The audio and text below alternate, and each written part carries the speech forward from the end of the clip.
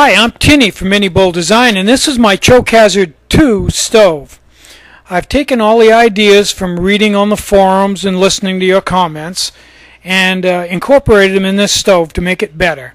I've taken out the small tube and bore it out, and using a lot bigger tube now that allows a lot better fuel flow, and it's much more durable.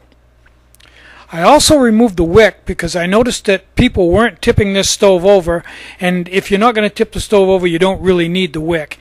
And it also makes it a lot easier to remove the fuel when you're done.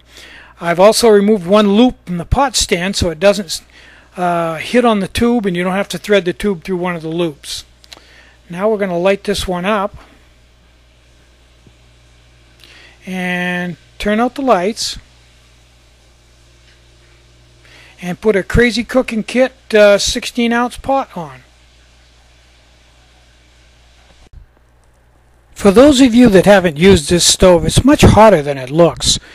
You can see the flame here doesn't look that intense, but when you look at the water boiling in the pot, you'll see that this stove is quite hot for as simple a stove as it is.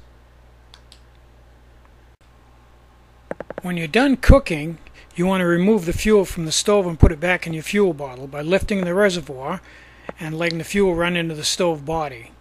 Then take the cover off your fuel bottle, take the tube out of your reservoir, put the tube in your fuel bottle, then lift the stove body so the fuel can run down the tube and back into the bottle without spilling even a drop. No pouring or anything, just let it run down the tube until it's all back in the bottle. Shake it a little bit. Put the cover on your bottle and you're good to go. Very easy.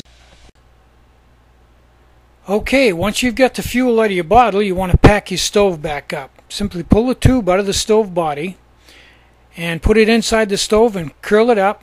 Tuck the edge under the lip on the stove.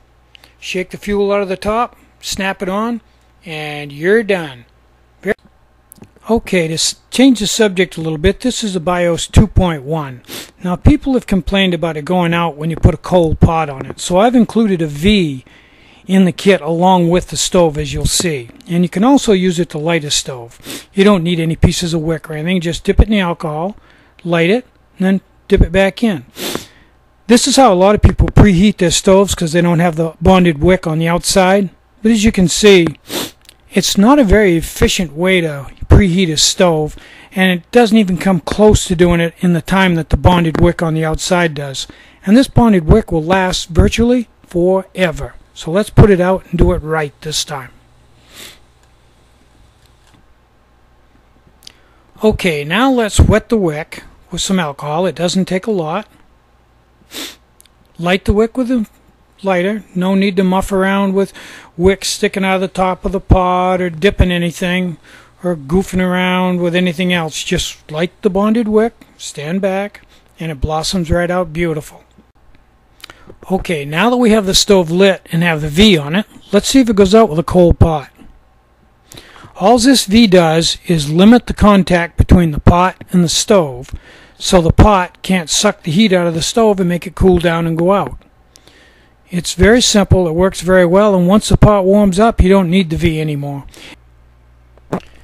Get out and hike, take a friend, cook some really great meals in the wild, and more important than anything, have a great day. I really mean that. Bye-bye.